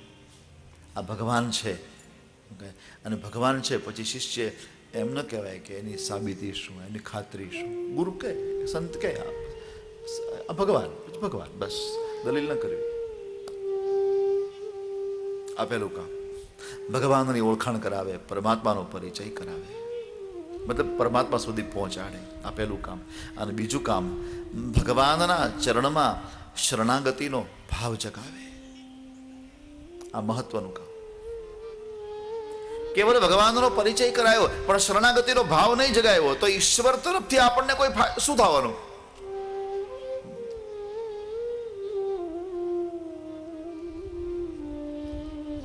શરણાગતિ જ મહત્વની. બાકી તો પ્રાપ્તિ પરિચય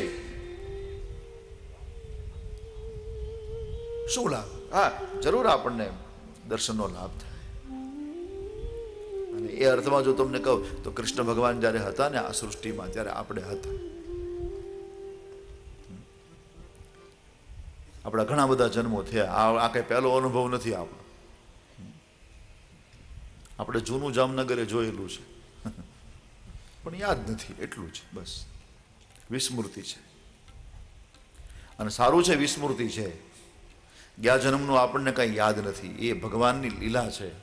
બહુ મોટો ઉપકાર છે સંસાર ઉપર. બાકી ગયા જન્મો જો બધાને યાદ હોત ને તો અત્યારે કેસ કરત કે મારા દાગીના ન્યા પડ્યા છે, આ સંપત્તિ મારી છે, આ બધું મારું છે. વિસ્મૃતિ છે. એટલે ભગવાન કૃષ્ણ હતા ત્યારે આપણે હતા. કયા રૂપમાં ખબર નહીં, પણ અથવા તો આપણે ભગવાન કૃષ્ણના દર્શન કર્યા પણ હશે. વિસ્મૃતિ છે. પણ શરણાગતિનો ભાવ નહીં જાગ્યો હોય એટલે હજી યાત્રા ચાલુ છે.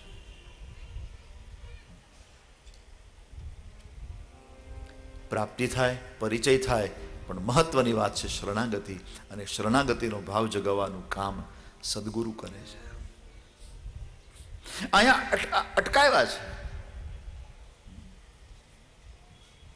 અને મને કહેવા દો, અડધા ગુરુ છે, અડધા, હાફ ગુરુ. અને શુક્રાચાર્ય મહારાજ વિદ્વાન બહુ છે પણ આખીર તો ગુરુ દૈત્યોના છે ને. શુક્રાચાર્ય મહારાજનો પુરાણોમાં પરિચય આપ્યો છે દૈત્યાનામ પરમમ ગુરુ. પછી ભલે સર્વશાસ્ત્ર પ્રવક્તારમ,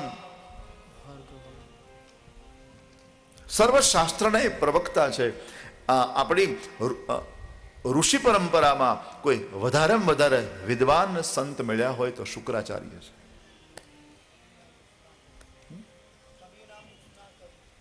કવિનામ ઉષ્ણા કવિ અત્યંત વિદ્વાન છે. શુક્રાચાર્ય મહારાજ સવાન કોઈ વિદ્વાન, આમ જો ઋષિ પરંપરાનો અભ્યાસ કરો તો આવો વિદ્વાન નથી મળતો કોઈ. સર્વશાસ્ત્ર પ્રવક્તા, બધા શાસ્ત્રોના પ્રવક્તા છે. પણ દૈત્યાનામ પરમમ ગુરુ, દૈત્યોના ગુરુ છે. એના બધા ચેલાઓ બધા રાક્ષસો હતા. એ પધરામણી કરવા માટે રાક્ષસોના ઘેર જતા. એને ઘેરે સીધા જે આવતા એ રાક્ષસોના ઘરના હતા. અને મને મારી ભાષામાં કહેવા દો, ગુરુ પૂર્ણિમાએ જે કવર આવતા એ કોના ઘરના હતા? રાક્ષસોના ઘરના. આ રાક્ષસોના ઘરનું ખાય ખાય અને બુદ્ધિમાં થોડોક ફરક પડી ગયો છે. નહીં તો એમ કહેવું જોઈતું તો આ પરમાત્મા છે. હવે તું એને શરણે જતો રહે. આ સદગુરુનું કામ છે. ગોર મહારાજનું કામ છે મસ્ત મિલાપ કરાવવાનો. બેને મિલાવી દે, પછી વચ્ચેથી ખસી જાય અને જીવન જીવવા માટે છૂટા મૂકી દે. આ ગૌર એ અપભ્રંશ શબ્દ છે. ગુરુ ગુર ગુરુ શબ્દ પણ બરાબર છે, પણ સંસ્કૃતમાં ગુરુવે નમઃ એવું નથી બોલાતું, ગુરવે નમઃ બોલાય છે. ગુરવે, ગુર, ગૌર. તસ્મૈ શ્રી ગુરુવે નમઃ એમ નહીં. એ પછી બોલીએ તો ચાલી જાય, વાંધો નહીં.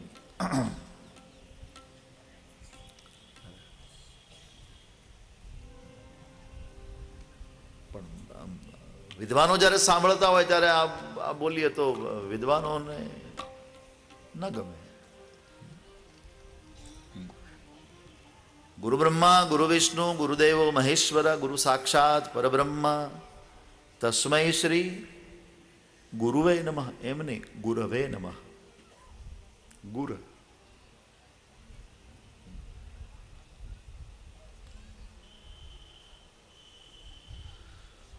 એ મુલાકાત કરાવી દે, પછી વચ્ચેથી હટી અને જીવવા માટે છૂટા, એમ પરમાત્માની મુલાકાત કરાવી અને શરણાગતિનો ભાવ જગાવી દે.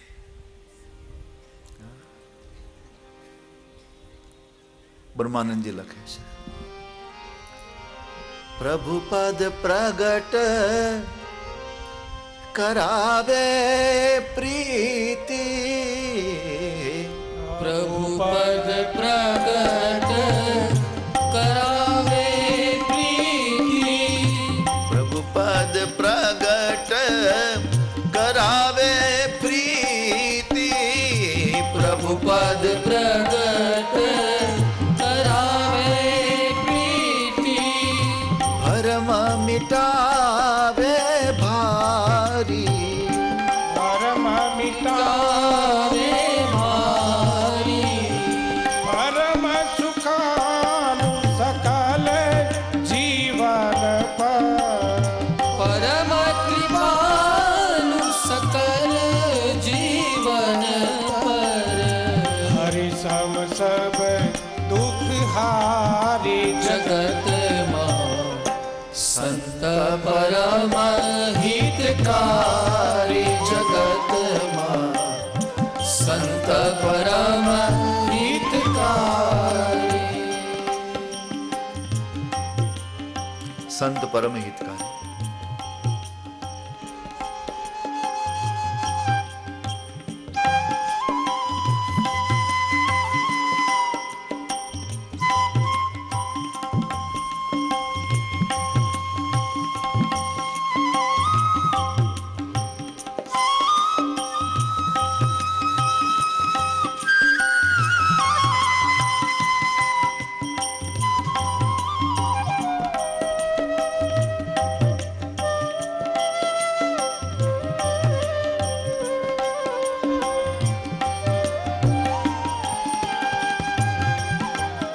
અહીંયા આડા ઉભા રહ્યા છે.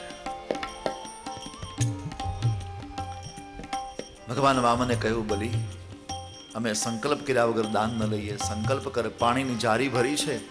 ભગવાન વામન સંકલ્પના મંત્રો બોલવા લાગ્યા. ગુરુદેવને કલ્યાણ કરવું છે. ભમરો બની છિદ્રમાં બેસી ગયા. ભગવાન વામને બલીને કહ્યું, બલી હવે પાણી છોડી દે. હવે જારી વાંકી કરી, પાણી પડ્યું નહીં. એટલે બલિરાજાને કહ્યું કે દર્ભની સળી જરા છિદ્રમાં નાખતો, કંઈક આડું આવી ગયું લાગે. દર્ભની સળી નાખી, ભમરાની આંખ ફૂટી ગઈ. અહીંયા શુક્રાચાર્ય બેઠા હતા, એની પણ ફૂટી ગઈ. એકાક્ષી બનાવ્યા છે.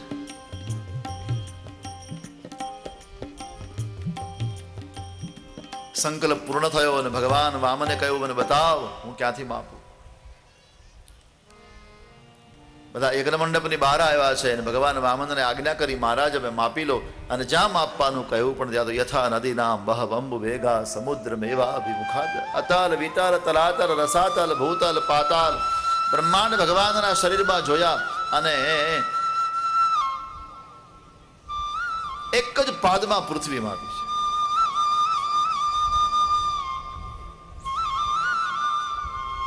બીજા ચરણને ઉપર લઈ ગયા ઉપરનું રાજ્ય લેવા માટે. પણ ભાગવતમાં એવી કથા છે, ભગવાનના જમણા ચરણનો અંગૂઠો અને એનો નખ બ્રહ્માંડને ટકરાયો. એ નખ માત્ર ટકરાયો એટલે બ્રહ્માંડ તૂટ્યું, ત્યાં તિરાડ પડી અને બરાબર ત્યાં ગંગાજી વહેતા હતા. એ ગંગાજી ભગવાનના ચરણના ઉપર આવ્યા અને પ્રથમ પરમાત્માના ચરણને ગંગાજીએ ધોયા. એટલા માટે ગંગાજીનું પહેલું નામ ભગવત પદી છે.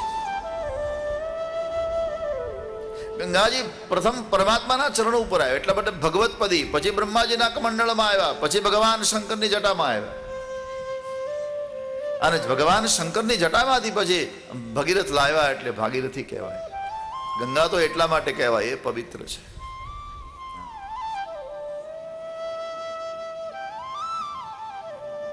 જાહ્નવી એટલા માટે કહેવાય જનુ મહારાજે એને કાનમાંથી કાઢ્યા છે.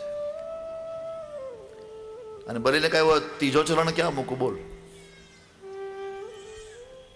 હો બલી પામી ગયો, મારા પરમાત્માએ મારા પર કૃપા કરી. ભગવાનને કીધું હજી થોડી પૃથ્વી બાકી છે. ભગવાન વામન વિચાર કરે, કમાલ છે, પૃથ્વી બાકી. એક પગમાં આખી પૃથ્વી માપી, ઉપરનું શાસન લઈ લીધું અને પાછો હજી કઈ જ પૃથ્વી બાકી છે. ક્યાં બાકી છે? બોલીએ કહ્યું ભગવાન અમારું શરીર છે ને પંચભૌતિક છે, આમાં 20% હિસ્સો પૃથ્વીનો છે, એ લઈ લો અને તમારો સંકલ્પ પૂરો કરો. એટલા માટે મહાપુરુષો કહે છે મસ્તકના ઉપર ચરણ પધરાયો છે. અને સૂતલમાં લઈ ગયા છે. ત્રીજો લોક સૂતલ આવે નીચે. પરમાત્માએ ચરણ ઉઠાયો, બલી ચરણ ચાટતો હતો. ભગવાન રાજી થયા.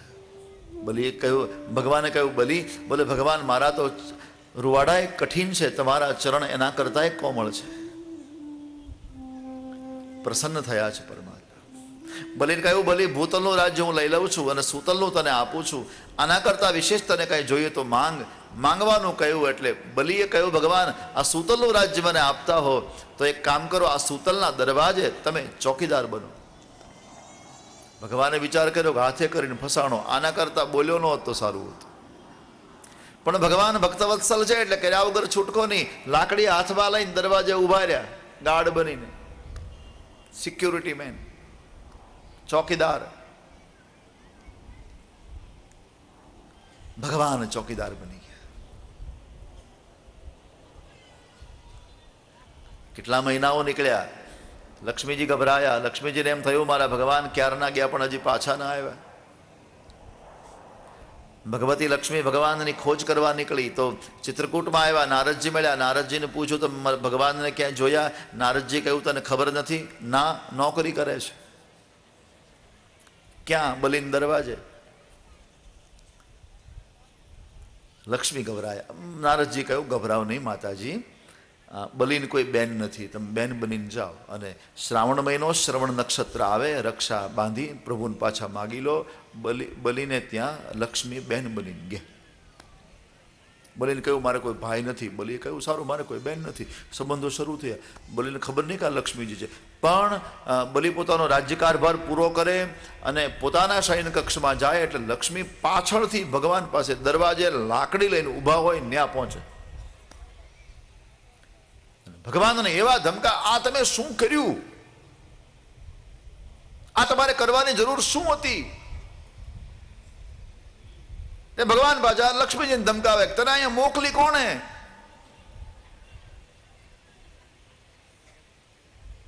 આ રસ્તો તને દેખાડ્યો કોણે?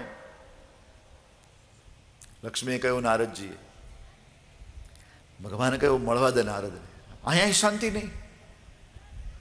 આમ કરતા કરતા મહિનાઓ નીકળ્યા અને શ્રાવણ મહિનો શ્રવણ નક્ષત્ર આવ્યું અને લક્ષ્મીએ રક્ષા બાંધી.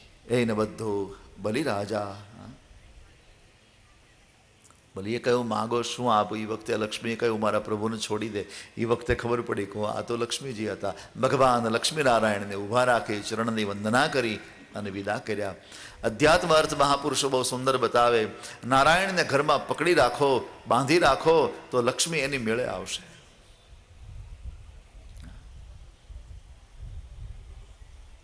પણ અત્યારે લોકો ઊંધું કરે, લક્ષ્મીજીને પકડી રાખ્યા છે. કબાટમાં મૂકીને તાળું માર્યું અને નારાયણને કે બાર ઉભો રહે.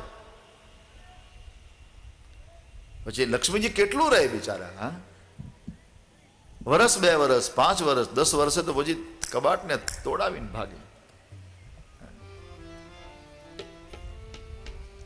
રામાયણમાં લખ્યું છે જેના ઘરમાં ભગવાનમય વાતાવરણ છે એના ઘરમાં ક્યારેય લક્ષ્મીનો તોટો નથી હોતો. જહાં સુમતિ તહાં સંપત્તિ નાના. જહાં સુમતિ તહાં સંપત્તિ નાના. જહાં સુમતિ તહાં સંપત્તિ નાના. જહાં સુમતિ તહાં સંપત્તિ નાના. जहाँ कुमति तहाँ विपत निदाना. जहाँ कुमति तहाँ विपत्ति निदाना. जहाँ कुमति तहाँ विपत्ति निदाना. जहाँ कुमति तहाँ विपत्ति निदाना. जहाँ सुमति तहाँ संपत्ति नाना.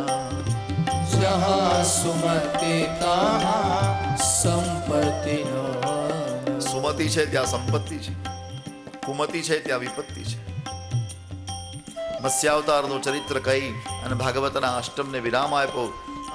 ઇતિ શ્રીમદ ભાગવત મહાપુરાણે અષ્ટમ સ્કંદ.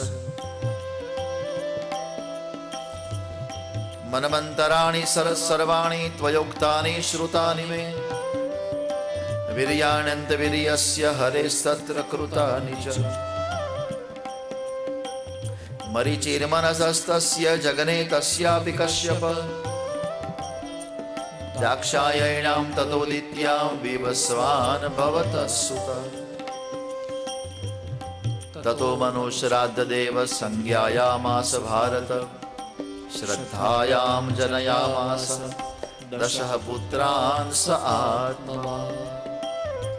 ઈશ્વાકો નૃગશર્યાતિ દિશદૃષ્ટ કુરુષકા. નરિષ્યંતમ પ્રશગંચ નભગંચ કવિમ વિભુમ. નવમો સ્કંદનો આરંભ કર્યો આટલા શબ્દોથી.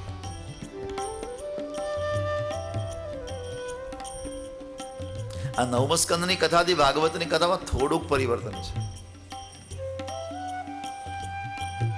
અત્યાર સુધી સુખદેવજી મહારાજ જે કથા કહેતા હતા ને એ રાજા સાંભળતો હતો અને સ્પષ્ટ બિલકુલ કહ્યું મનવંતરાણી સર્વાણી ત્વયોક્તાની શ્રુતાની મેં. મહારાજ તમે કહેતા હતા અને હું સાંભળતો હતો. હવે એક કામ કરો, હું કહું એ મને સંભળાવો. અત્યાર સુધી તમારી પસંદગીની કથા હતી. તમે જે જે મને કીધું આ 4 દિવસ મેં સાંભળ્યું. હવે હું કહું એ મને સંભળાવો. વક્તાની સાથે આત્મીયતા થાય તો વક્તાને કહી શકાય કે તમારા મુખથી અમારે આ કથા સાંભળવી છે. હા, પણ એ આત્મીયતા થાય તો. મહારાજ મને ઈશાનું કથા સાંભળવી છે અને ભાગવતના 9મ સ્કંદને ઈશાનું કથા કહી છે. અહીંયા જે પાત્રો કામ કરે છે એમાં સ્વયં ભગવાન પ્રવેશ કરીને કામ કરે તો જ એ શક્ય છે. બાકી કોઈ માનવના હાથની વાત નથી. આવી જેટલી પણ કથા છે એ બધી જ કથા ઈશાનું કથા છે. આ જ કથાને મહાપુરુષો રામકથા કહે છે, પણ પૂર્ણ સત્ય નથી. આમાં રામકથા બહુ ટૂંકી છે. માત્ર 2 અધ્યાયમાં રામકથા મળે છે. હા, ભાગવતમાં એક વિશેષ પ્રયાસ છે ભગવાન વેદવ્યાસનો. ભગવાન રામની કથા ઓછી કરી અને રામજીના પૂર્વજોની કથા વધારે કરી, જે કોઈએ નહોતી કરી. હા, ત્યાર પછી કવિ કુલગુરુ કાલિદાસ આદિએ પ્રયાસ જરૂર કર્યો, પણ પ્રથમ પ્રયાસ ભગવાન વ્યાસનો. આ વંશ કેવો મહાન હતો એ બતાવ્યું છે. રામાયણમાં તમે જુઓ, રામાયણમાં ગોસ્વામીજી આખું રામાયણ લખ્યું, પણ એમાં એક વાતનો બહુ ઉલ્લેખ નથી કર્યો કે રામના પૂર્વજો કેવા મહાન હતા. છતાં જ્યાં જ્યાં સમય મળ્યો ત્યાં ત્યાં આ વંશને વંદન કરી લીધું. કોઈ ગોસ્વામીજીને પૂછ્યું, મહારાજ થોડુંક રામજીના પૂર્વજોના વિષયમાં લખ્યું હોત તો? ત્યારે ગોસ્વામીજી કહ્યું કે થોડીક બીક લાગે. કઈ એક રામની કથા લખવા ગયો તો આટલો મોટો ગ્રંથ તૈયાર થયો. એ રામના પૂર્વજોના વિષયમાં જો હું કંઈક લખું તો મારે 7-8 રામાયણ તૈયાર કરવા પડે. એક એક ચરિત્ર પાછળ ઇતિહાસ છુપાયો છે.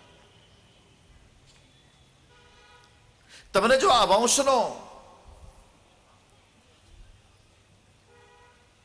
અભ્યાસ હોય, પરિચય હોય,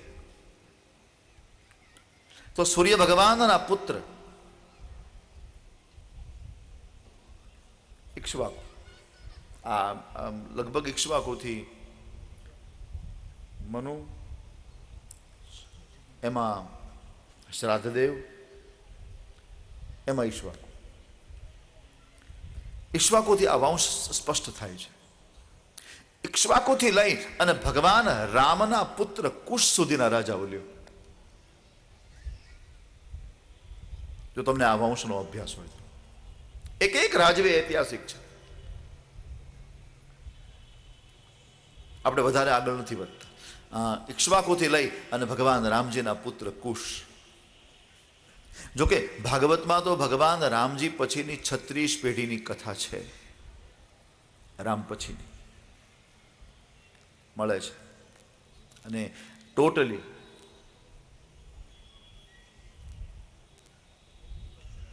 ભાગવતનો જો આમ બરાબર સઘન અભ્યાસ કરો તો રામજીની 92 પેઢી ભાગવતમાં છે. 92. જ્યારે પેલો આક્ષેપ થયો ને કે રામ નહોતા, પેલો દક્ષિણ ભારતનો કોઈ નેતા છે, પેલો આંધળો છે કોઈ, ખબર નહીં, એનું નામ અમે શું કામ વ્યાસપીઠ ઉપરથી લઈએ? આવા લોકોનું નામ એનું શું કહેવાય, ન લેવાય ને.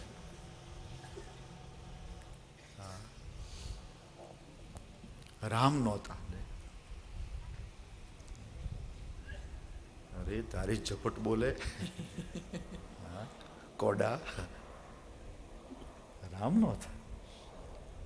સાબિતી આપો પાછો કે રામ હતા એની સાબિતી આપો. એ બાડાને મારે એટલું કહેવું છે કે તારી 11મી પેઢીની સાબિતી આપ. અને પાછો હમણાં જ પાછો એ બોલ્યો કે કર્મકાંડ ખોટું છે ને આ વેદો બધા ઉપજાવેલા છે ને એવું બોલ્યો.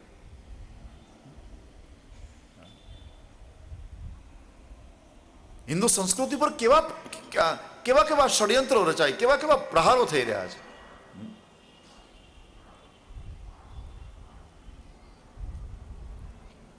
સાવધાન થવાની બહુ જરૂર છે. અને અત્યારે જે સમય ચાલે છે ને એ માત્ર ને માત્ર સાવધાનીનો સમય છે અત્યારે.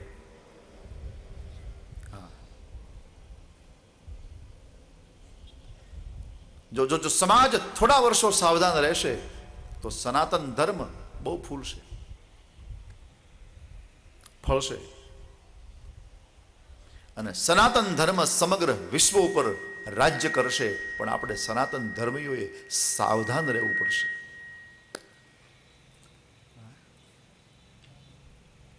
સાવધાની હટી. મેં હમણાં એક જગ્યાએ વાંચ્યું, સાવધાની હટી દુર્ઘટના ઘટી. સાવધાની હટશે તો તકલીફ. વર્ગ વિગ્રહ ફેલાવવાના પ્રયાસો થશે, વિપ્લવના પ્રયાસો થશે. આ લોકો સાબિત કરવા માંગે છે કે આર્ય પ્રજા એ તો ક્યાંકથી આવેલી છે, આ હિન્દુસ્તાન આર્યનું નથી. ખોટા પાઠ્ય પુસ્તકો, ખોટા પાઠ્યક્રમો અંદર ઘુસાડ્યા.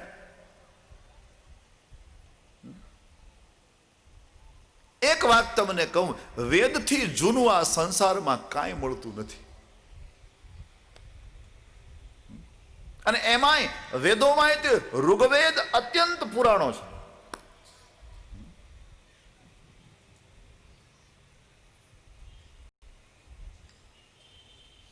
એ સિદ્ધાંતોને આપણે અનુસરતા. આપણી પાસે અબજો વર્ષના ઇતિહાસો પડ્યા છે અને વિશ્વમાં બીજા લોકો પાસે 5000 વર્ષ પહેલાનું કંઈ નથી મળતું. વધારેમાં વધારે સંશોધન કરો તો 5000 વર્ષનું બધું મળે છે. આપણી પાસે અબજો વર્ષના ઇતિહાસો પડ્યા છે.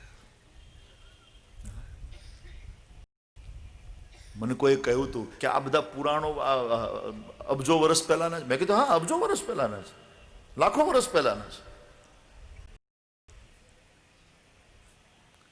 વેદ કાંઈ અત્યારની વસ્તુ છે? તો મને કે એ વખતે છાપખાના હતા. મેં કીધું હતા. બ્રાહ્મણોના મસ્તકમાં છપાતા હતા અને બ્રાહ્મણોએ યાદ રાખી અને આ દાયિત્વ નિભાવ્યું. અને જ્યારે છાપખાના આવ્યા ને એટલે મસ્તકમાંથી ઉતારીને પુસ્તકમાં મૂકી દીધા.